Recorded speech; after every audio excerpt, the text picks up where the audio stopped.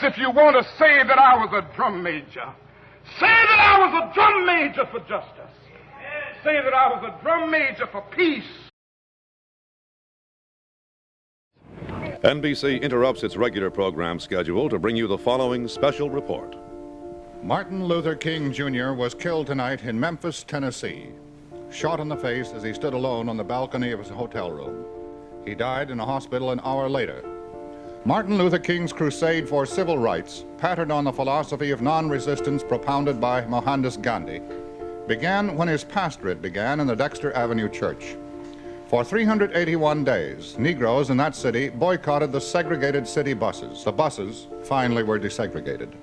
Witnesses say the impact knocked him off his feet and that he fell back here against this serving tray.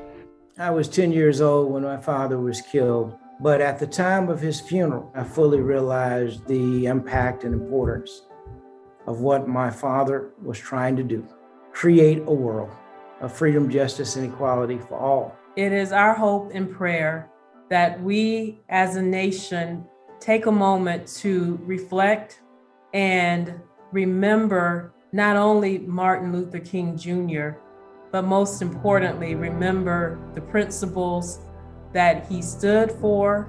This April 4th, we rededicate ourselves to eradicating the triple evils of racism, poverty, and violence. Martin Luther King embodied the spirit of equality that opened hearts and minds. A leader who preached so powerfully that darkness cannot drive out darkness. Only light can do that.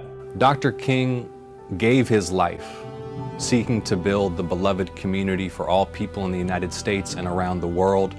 Now more than ever, it is important that we inspire each other to embrace a role in the King legacy.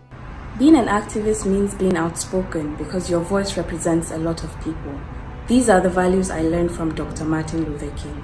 I fully share Dr. King's belief that the arc of the moral universe is long, but that it bends towards justice. For his courage to ask life's most persistent question: what will we do for others?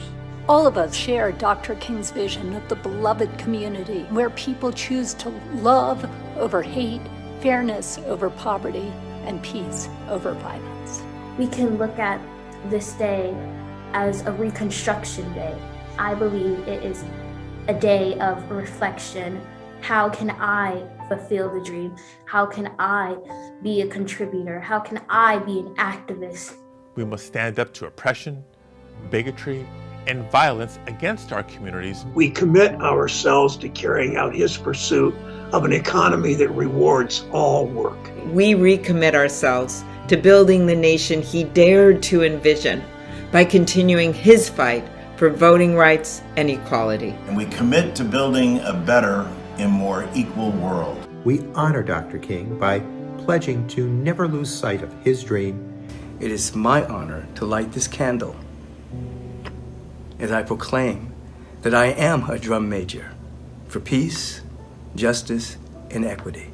I am a drum major for peace, justice, and equity. Today we honor the legacy of a visionary leader, one who committed his life to eradicating the evils of racism, poverty, and war. Dr. King made such a difference for our nation and world, and we must never forget his life's work. His example of love, service to others, and philosophy about nonviolence is even more relevant today in these times. We must love one another or die. Dad told us in his last book, Where Do We Go From Here? Chaos or Community, that we had a choice to make. I believe that humankind will choose community. And that's what we are promoting through the Drum Major Institute.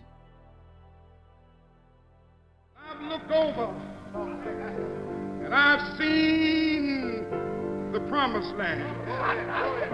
I may not get there with you, but I want you to know tonight that we as a people will get to the promised land. So I'm happy tonight. I'm not worried about anything. I'm not fearing any man. Mine eyes have seen the glory